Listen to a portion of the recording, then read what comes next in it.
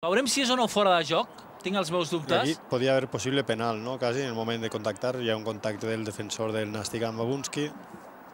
Però molt bona jugada, eh? Quina passada de Cristian. I aquí el retall de Babunski, sensacional.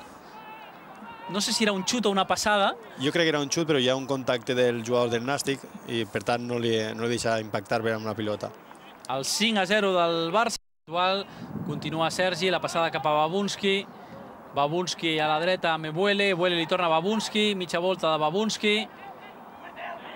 Babunski que xuta amb l'esquerra. Golaç! Gol, gol, gol, gol, gol, gol, gol de David Babunski. El 6-0. Un gran xut amb la cama esquerra del macedoni. Molt bons detalls, que està deixant Babunski aquesta segona part. I el que dèiem, no?